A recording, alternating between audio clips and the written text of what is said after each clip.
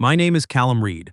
I'm 32 years old and I live in a two-bedroom apartment on the third floor of a walk-up building in Hamilton, Ontario, the kind of building where the radiator knocks all winter and the parking lot floods every spring, but the rent is manageable on a city transit dispatcher's salary, and the coffee shop on the corner makes the best dark roast I've ever had.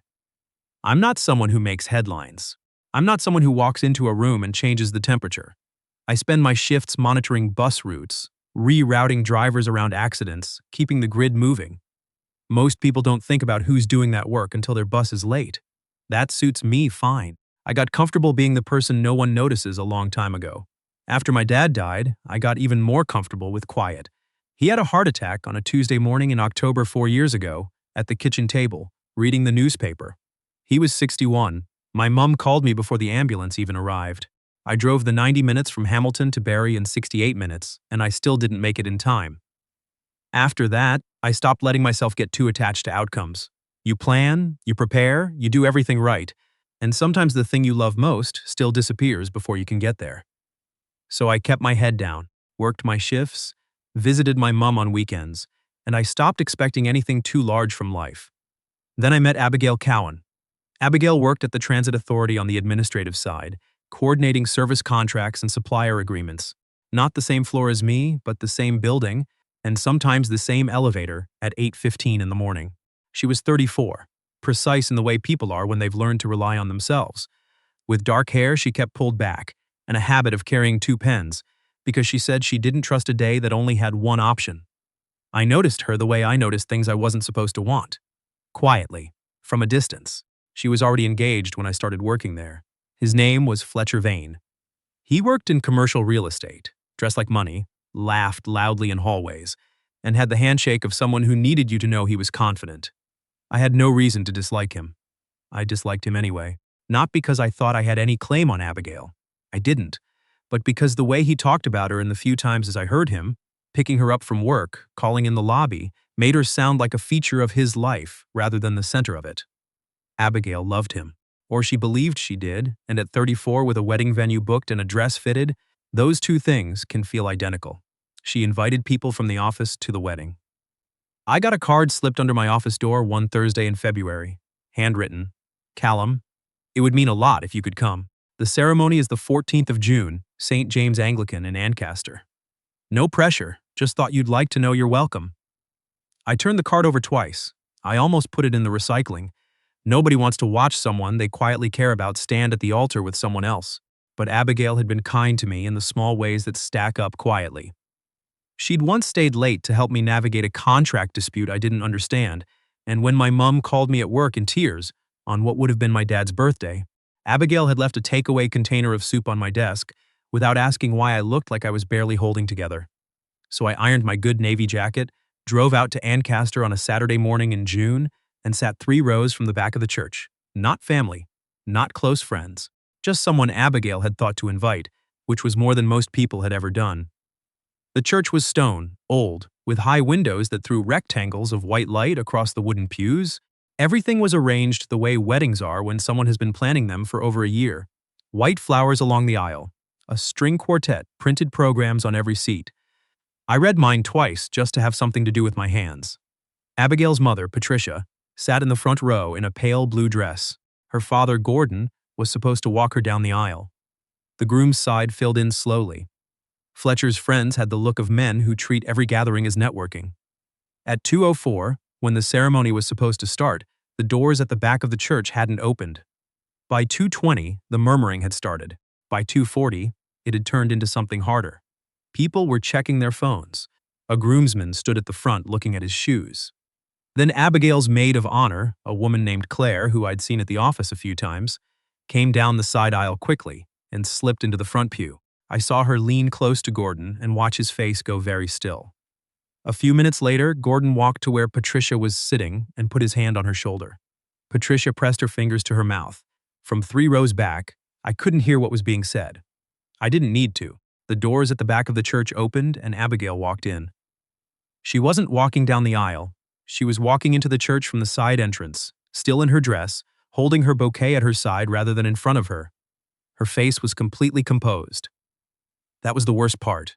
The absolute control she was holding herself to, in front of 170 people, made something tighten in my chest until I couldn't breathe properly. She stopped at the front of the church. She looked at the altar. She looked at the empty space where Fletcher Vane was supposed to be standing. Claire came to her side and showed her the phone screen. I saw Abigail read it. I saw the exact moment her jaw tightened, the only crack in a face that had been trained, her whole life probably, not to fall apart in public. Later I found out Fletcher's message had been longer than 3 words, but not by much. He was sorry. He'd been thinking for a while. He couldn't do this. He'd tried to call, but couldn't bring himself to speak. He'd left his wedding ring, the one they'd chosen together at a shop on James Street North, in a small envelope at the hotel where he'd been staying the night before. The envelope was addressed to no one. Someone behind me said, just loud enough, "I heard he met someone else." Another voice, further back, answered, "Could have told her before the wedding, at least." There was a small sound after that, not laughter exactly. But not laughter. I thought about my father, not because Abigail reminded me of him. She didn't. But because I remembered sitting in a waiting room in Barrie while the doctors talked, and the feeling of being too late, of arriving after the moment that mattered, of having that be the thing you'd carry. And I looked at Abigail, standing perfectly still at the front of a church with 170 people watching her try not to come apart, and I thought, I'm not late this time. I'm right here. I don't remember making the decision. I remember standing up, and I remember the sound my chair made scraping back, and I remember the feeling of 170 pairs of eyes moving to me as I walked down the aisle. I didn't hurry. I walked like I knew where I was going, because by then I did. The string quartet stopped. The murmuring stopped. Abigail turned when she heard the footsteps, and her expression when she saw it was me was something I won't ever be able to describe accurately. Confusion. Something almost like fear. And underneath both of those things, the smallest flicker of something else. "Callum?" Her voice was very quiet. I stepped up beside her. The officiant, a man in his 60s with silver hair, and a look that suggested he had seen many things in many years of performing ceremonies, looked at me and said carefully, "Can I help you?" I took a breath. "I'm Callum Reed," I said, loud enough that the whole church could hear it. "And I'd like to stand here with Abigail today, if she'll let me." The church did not stay quiet. But Abigail was looking at me, and I leaned in close enough that only she could hear what came next. "You don't have to do this with an audience staring at you like this. If you want me to go sit back down, say the word, and I will, right now, no questions." "But you shouldn't have to walk out of here alone if you don't want to." She looked around the room. Her mother was gripping the edge of the pew. Her father had gone very still, watching me with an expression I couldn't read. The groomsman at the front had taken out his phone. A woman somewhere in the middle of the church whispered something to the person beside her. Abigail looked back at me. Her hands were shaking, just slightly, just enough that I could see it. "You're sure?" she said. "Yes." The officiant explained, in measured tones, that the legal requirements couldn't be met without the names on the licenses. Fletcher's name was on the license, and that nothing legally binding could take place. A man in the 3rd row on the groom's side stood up and said this was inappropriate and someone should call Fletcher. Gordon Collins stood up from the front pew. He was a broad man, the kind whose hands tell you he's done physical work his whole life. He ran a landscaping company in Waterdown for 30 years before he turned it over to his son.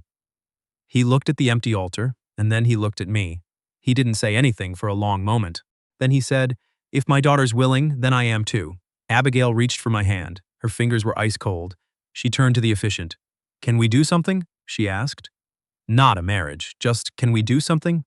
The officiant, to his credit, didn't hesitate long. He'd been doing this for 34 years, he told us later. He'd never had a day like this one. But he could offer a declaration of commitment, a public acknowledgement, witnessed by family and friends. That meant nothing legally, but could mean whatever the 2 people standing at the front chose it to mean. Abigail said yes. When it came time for us to speak, I didn't try to make it into something it wasn't. I looked at her and said what was true.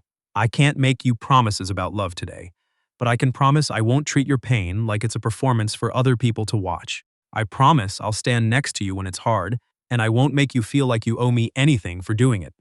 Abigail's eyes filled, but she didn't look away. When it was her turn, she said, "I don't know what this is, but I know that you came down that aisle when no one else did, and I'm not going to forget it.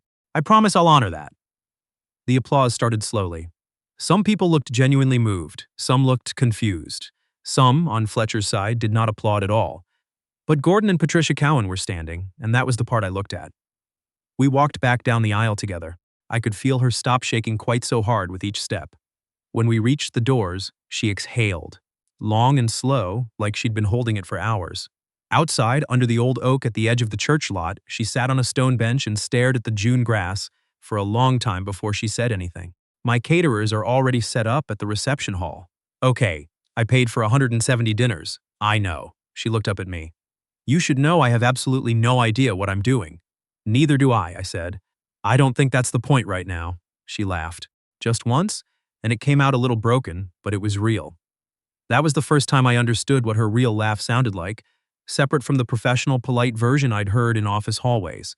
It was quieter than I expected. We went to the reception. There's no version of that sentence that isn't surreal. The hall was decorated with Abigail and Fletcher's initials on the centerpieces. The seating cards were printed with his name. The DJ had a playlist they'd chosen together.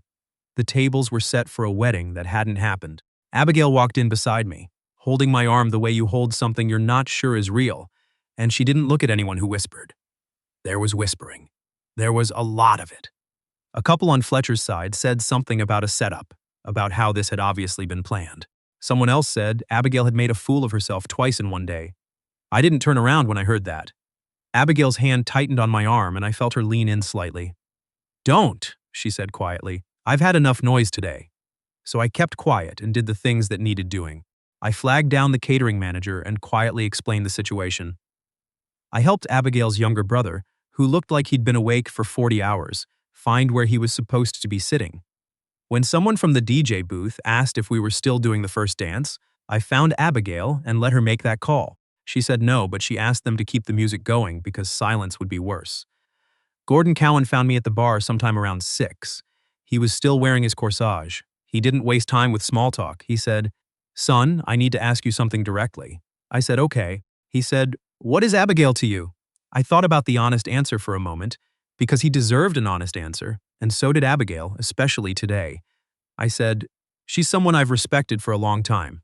I can't tell you I'm in love with her. That wouldn't be true yet. But I couldn't stand there and watch what was happening and do nothing." Gordon looked at me for a long time. Then he said, "My father used to say you can tell a man's character by what he does when no one's watching." There were 170 people in that church today. Plenty of them were watching, and you were the only one who moved. He put out his hand. I shook it. He nodded and walked back to his table. The hall emptied late. By the time Abigail and I were standing in the parking lot, it was almost 10, and the summer sky was that particular pale dark that southern Ontario gets in June, not quite black. She had her shoes in one hand. Her hair had come partly loose. "Where are you staying tonight?" I asked. She'd been supposed to stay at the hotel where Fletcher had booked the wedding suite. She didn't answer immediately. "Not there," she said. I said she could take my couch, that I had a spare set of linens, that my apartment was nothing impressive, but it was quiet.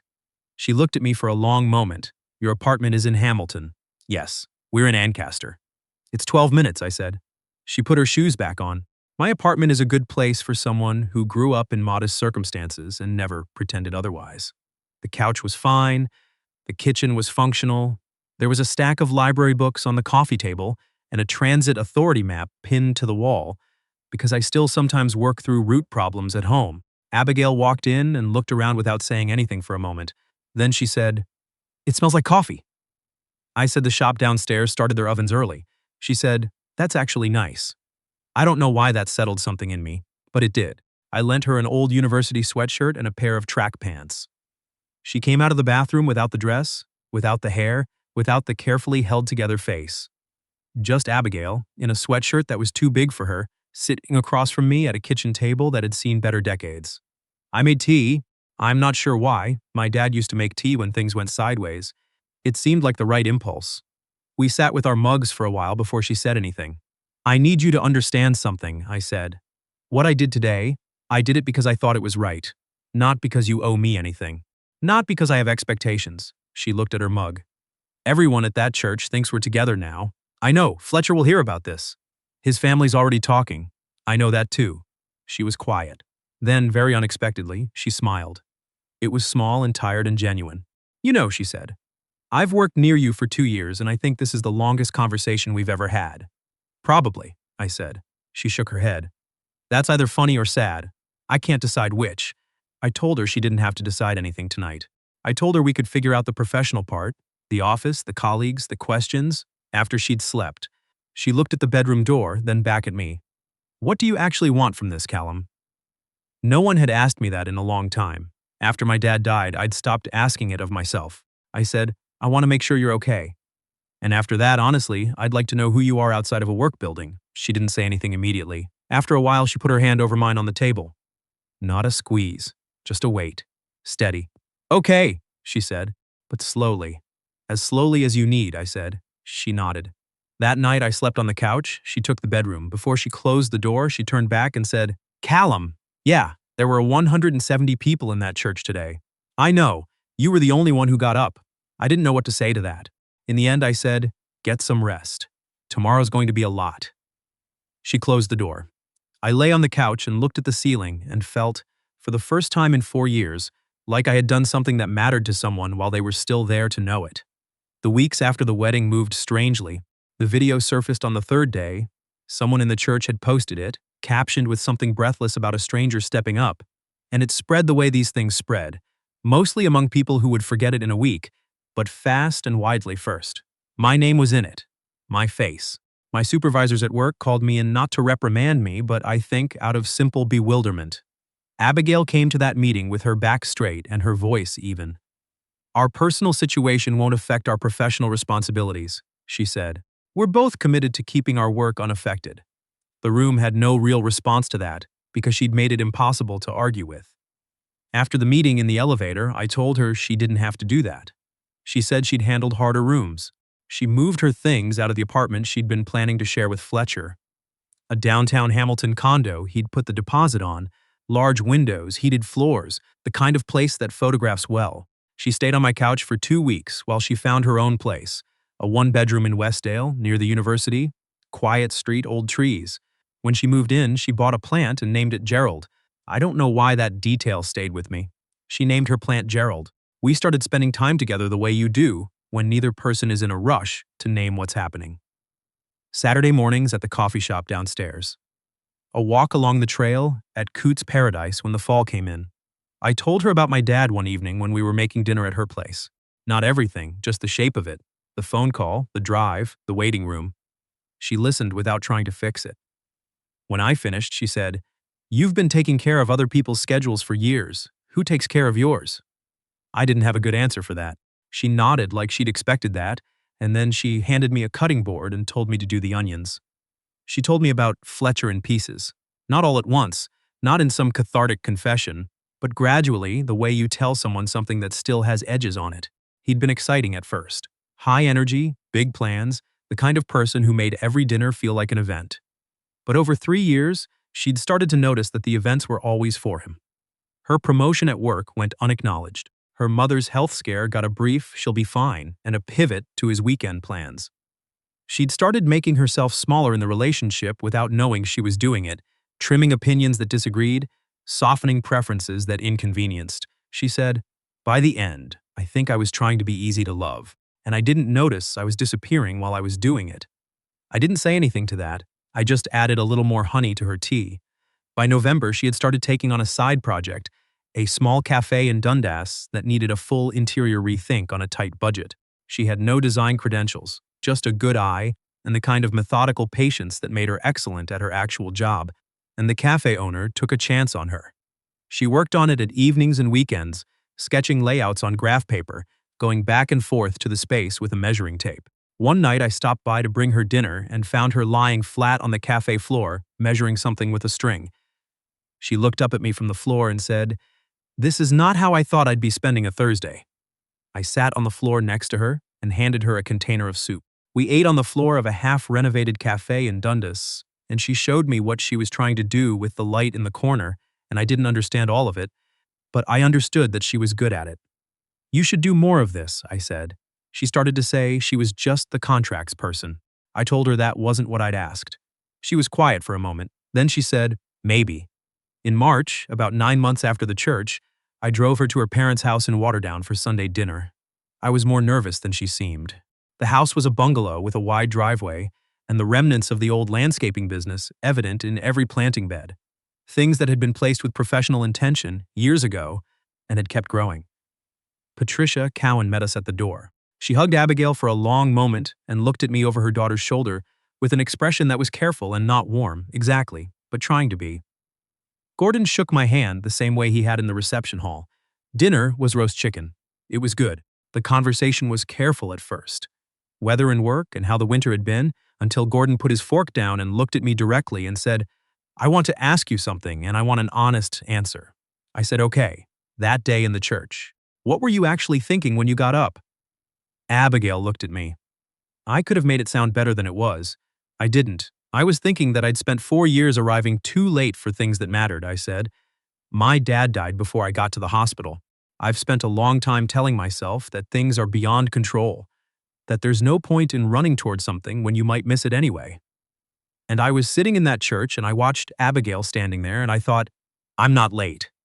I am here right now, and if I stay in my seat, I'll have to spend the rest of my life knowing I was in the room and I didn't move. The table was quiet for a moment. I didn't stand up because I thought I was the right person, I said. I just thought I was the person who was there. Patricia put her hand over her mouth. Gordon looked at the table for a long time, then at Abigail. He said, "You're not weak for letting someone stand with you, Abigail. Don't you ever think that? It takes more strength to stay standing when the floor falls out than most people understand." He looked back at me, and love doesn't always look the way you expect it to. Sometimes it just looks like someone who shows up. He pointed at me with his fork. "Don't waste it," he said, "either of you." On the drive back to Hamilton, Abigail didn't say much for the first 20 minutes. Then she put her hand over mine on the gear shift, not because anyone was watching, just because she wanted to, and I kept my hand where it was. When we pulled up outside her building, she sat for a moment without getting out of the car. Then she said, "I want to try for real, Callum." I knew what she meant. Not try to manage appearances, not try to get through a complicated situation. "Try us." I said, "I want that too." She said, "Then I think we should actually date. Properly. Even though we already had a public wedding ceremony that means nothing legally." I said, "That is an extremely specific situation to be in." She said, "Yes, it is." I said, "I'm in." She smiled, and it was the real one. The quiet one I'd heard for the first time in the church parking lot. Our first actual kiss happened in my car, in a parking lot in Westdale, in the rain. No ceremony, no audience, just two people who'd both been living carefully for a long time, deciding to stop. Then Fletcher came back. He showed up at the Transit Authority building on a Wednesday in late spring, a full year after the church, dressed in the same expensive way, moving through the lobby with the confidence of someone who considers every space temporarily his. I saw him before he reached the desk. He was asking for Abigail. I walked over. I said, "She's not available." He looked at me the way men like him look at men like me, the brief dismissive assessment that ends in a category. "The church guy," he said. "I just want to talk to her. She's working. I think she should decide that." "She already has," I said. "I'll tell her you were here." He waited. Abigail came down because security called up, and she walked out of the elevator, saw him, and went very still for just a moment before her face settled into something calm and closed. He launched into it immediately. He'd made a mistake, he'd panicked, he understood now what he'd given up, he'd thought about her every day since. He wasn't with Vanessa anymore. It hadn't been what he'd thought it would be. He talked for a while. Abigail let him finish. Then she said, "Fletcher, you sent me a text on our wedding day to tell me you couldn't come." He started to say something. She said, "I'm not going to stand in a lobby and argue about this. I hope you're well. I am well." That's the whole conversation. He looked at me. "You're what she chose instead." His voice had gone thin and mean the way voices do when they're trying to wound before they retreat. "You're a transit dispatcher." "Yes," I said, "I am." He waited for me to be ashamed of that. I wasn't. He left. Abigail stood in the lobby for a moment after. I asked if she was okay.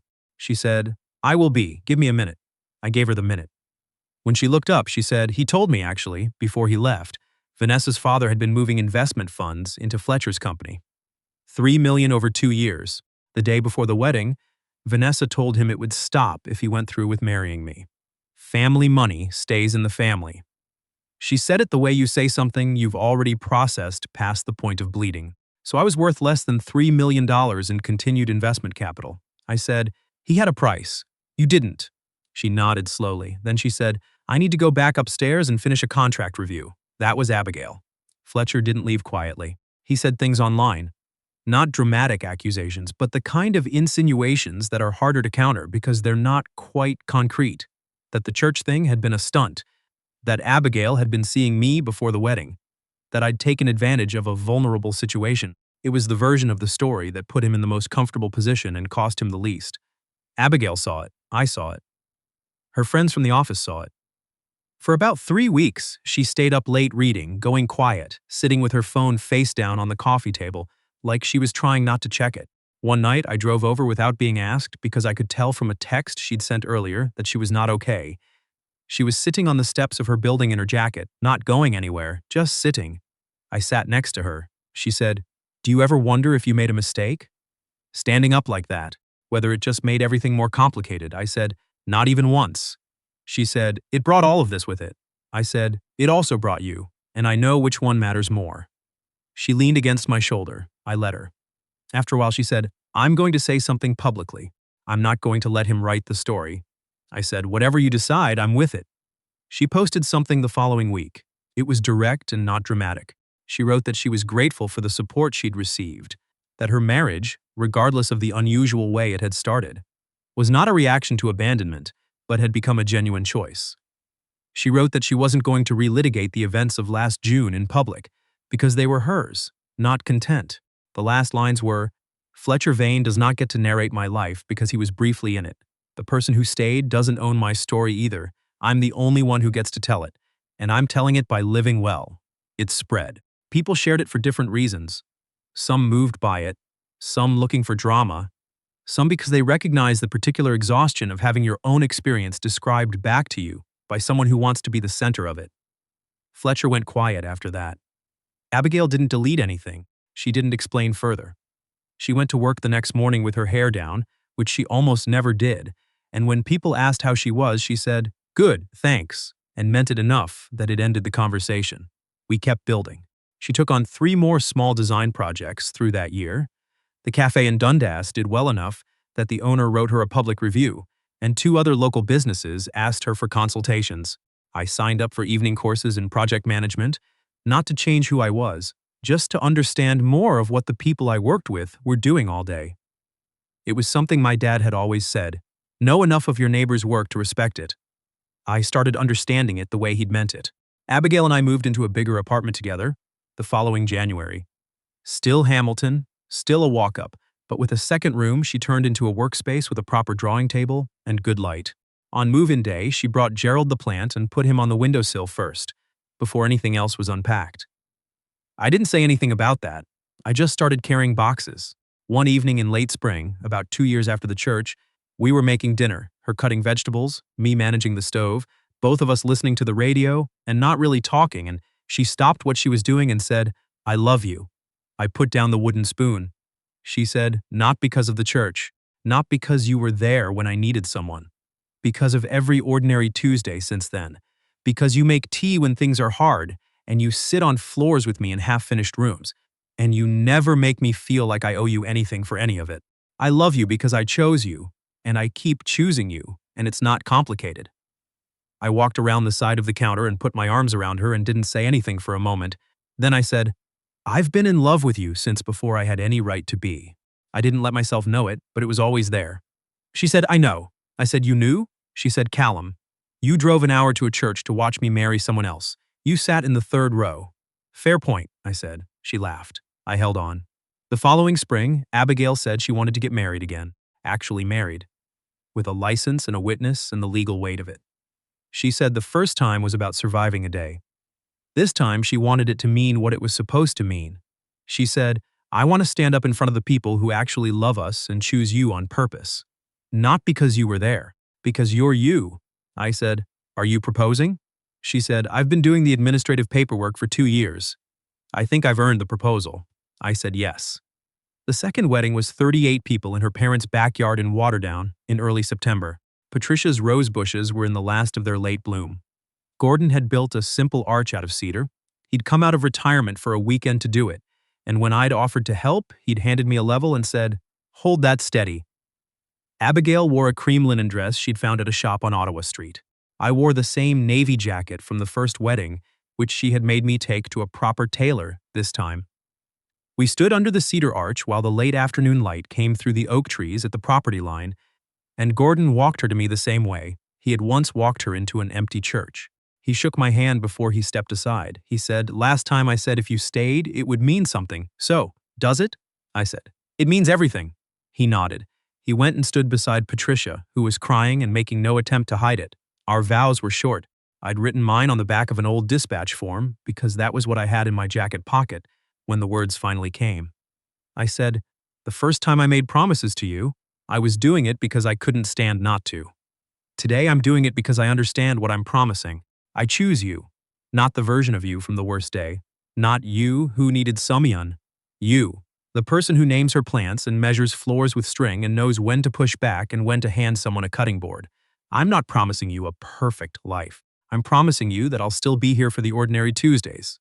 Abigail said, "The first time I said yes to you, I didn't know what I was saying yes to. Today I know exactly. I'm saying yes to someone who showed up without being asked, and stayed without being asked, and never once made me feel like I was something to be rescued. I love you because you make ordinary life feel like it's enough, and because with you, it is." We were pronounced married, actually, legally married, just before 6 in the evening. There was applause. Real applause, the kind that comes from people who know what they're celebrating. Patricia hugged me for the first time that evening, properly, and said quietly into my shoulder, "Thank you for my daughter." I didn't know what to say to that. I didn't say anything. 2 years after that, Abigail transitioned out of the transit authority completely and opened her own small design studio. Cowan Studio, because she kept her own name, which I'd told her was correct, and she'd said she knew that, she just wanted to hear me say it. She works with small businesses and residential clients, mostly in Hamilton and Burlington, spaces that need to feel like somewhere rather than everywhere. Her work is in a magazine now, once, a regional one, a photo of the cafe in Dundas where we ate soup on the floor. I printed it out and put it on the refrigerator. She told me that was embarrassing. I told her I didn't care. I still dispatch routes. I'm senior now, which means I also train new staff, which I find I'm actually good at.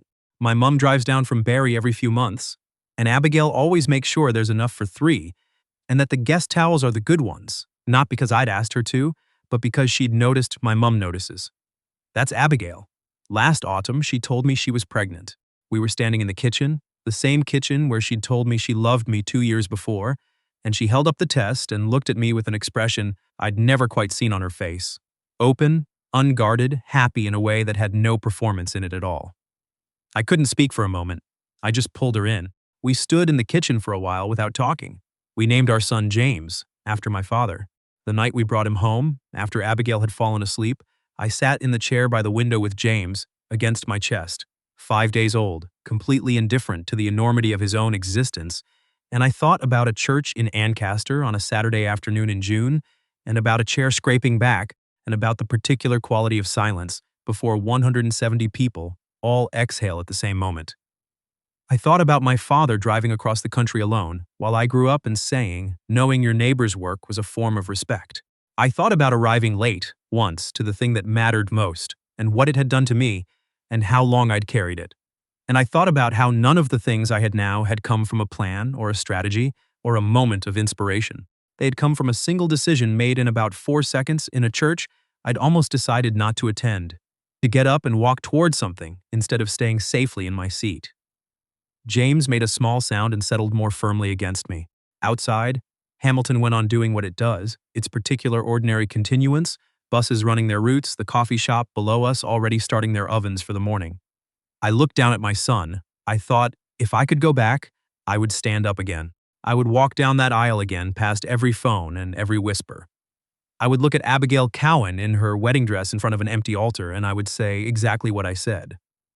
Because sometimes a life doesn't change because you were brave or special or ready. Sometimes it changes because you were in the room, and you moved, and that turned out to be enough.